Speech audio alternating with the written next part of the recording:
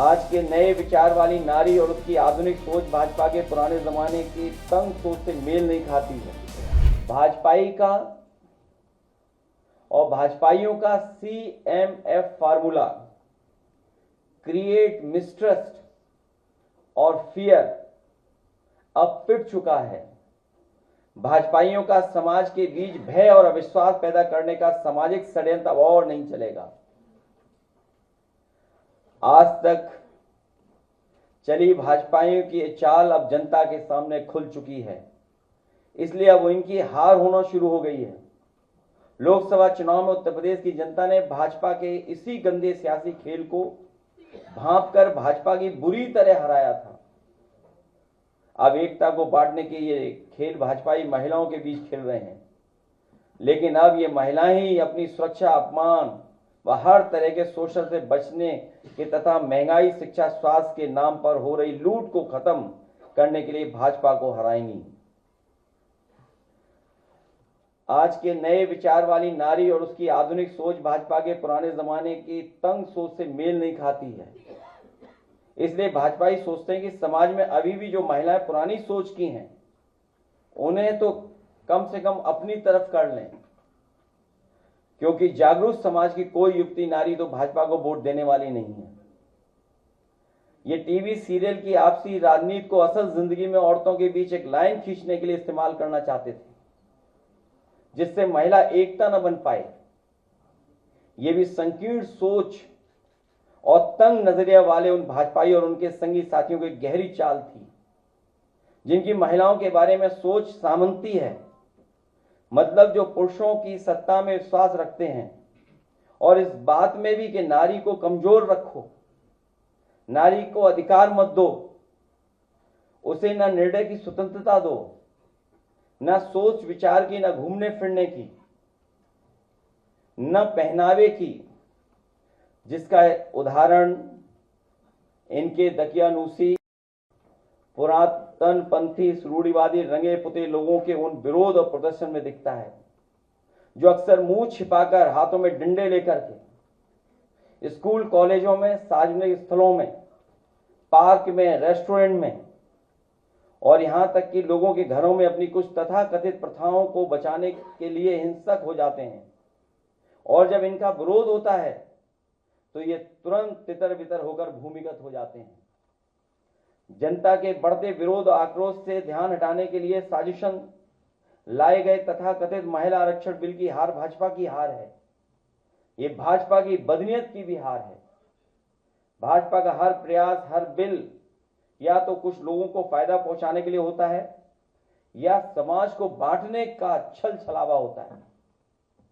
इस बार भाजपा इस बिल के माध्यम से महिलाओं की एकता में दरार डालकर उनको ठगना चाहती थी, लेकिन विपक्ष की एकता ने भाजपाई मंसूबों को धूल चटा दी। ये भाजपा के खिलाफ देश की सक्रिय हो चुकी जन चेतना की जीत है, जिसका प्रतिनिधित्व देश का विपक्ष कर रहा है।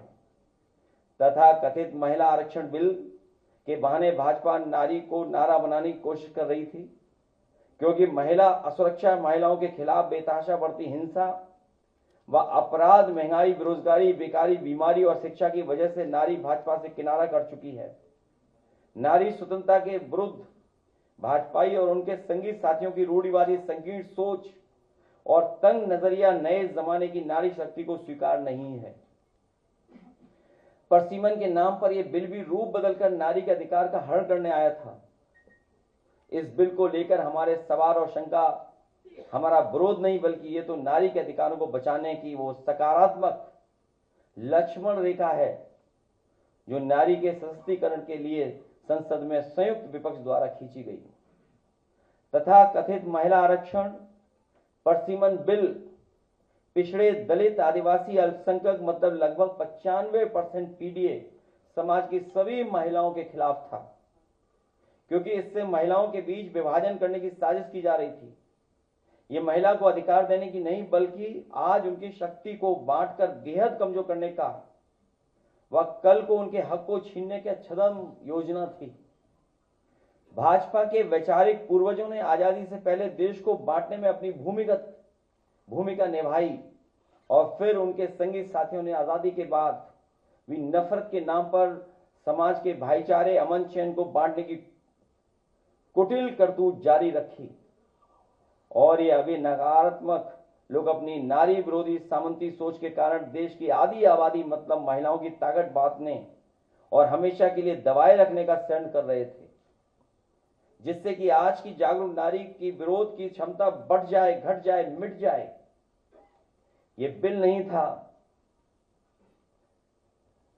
भाजपा की दरारवादी राजनीति का काला दस्तावेज था। जिन्होंने नारी को अपने संगठनों में मान सम्मान नहीं दिया, वो राजनीति में क्या स्थान देंगे। अगर पिछड़ों की आबादी कम से कम केवल 66 भी मान ली जाए, इनमें आधी आबादी मतलब 33% होगी जिनके हक की बात नहीं हो रही थी। इसका मतलब यह है कि बिल 33% महिलाओं के हक देने के लिए नहीं बल्कि उनका हक मारने के लिए लाया जा रहा था। ये भाजपा और उनकी वर्चस्ववादी महिला विरोधी सामंती सोच की साजिश है, जिसका हम विरोध करते रहेंगे। इसके लिए भी चाहे साल लगे या सदी। दरअसल ये 33% महिलाओं को आरक्षण दे नहीं रहे थे, बल्कि 33% महिलाओं से आरक्षण छीन रहे थे। अगर इनमें अनुसूचित जनजाति व अल्पसंख्यक महिलाओं को भी जोड़ दिया जाए तो पीडीए महिलाओं की हकमारी का ये आंकड़ा 50 तक पहुंच जाता है।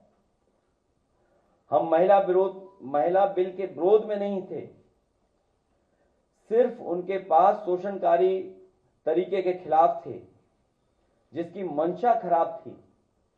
अगर किसी काम को करने की सही मंशा होती है तो शंका नहीं होती है। दरअसल ये भाजपा की हार की हड़बड़ी में उठाया गया कदम था, इसके पीछे कोई तैयारी नहीं थी। हमारे बीच इस बिल को लेकर इसलिए रोष था क्योंकि प्रक्रिया में दोष था। हमने माना कि इस बिल में खोट है क्योंकि भाजपा के नजर में केवल वोट है, इसलिए हमने विरोध किया और लोकतंत्र और संविधान को बचाने की एक और मुहिम में हम सफल रहे। दरअसल महिला आरक्षण बिल का तो आधार ही निराधार था। आरक्षण का आधार अगर कुल सीटों का 1/3 है तो इसका मतलब हुआ कि ये गणित का विषय है और गणित का आधार अंक होते हैं, ये संख्याएं होती हैं, कोई हवा हवाई बात नहीं। और इस तरह के मामले में संख्या का आधार जनसंख्या होता है, जिसका आधार जनगणना होती है। जब महिलाओं की जनसंख्या के लिए 2011 के पुराने आंकड़ों को आधार बनाएंगे तो महिला आरक्षण की आधार भूमि गलत होगी। जब भूमि में ही दोष होगा तो सच्ची फसल कैसे उगेगी। इसलिए हमने कहा जब गिनती ही गलत होगी तो आरक्षण कैसे सही होगा।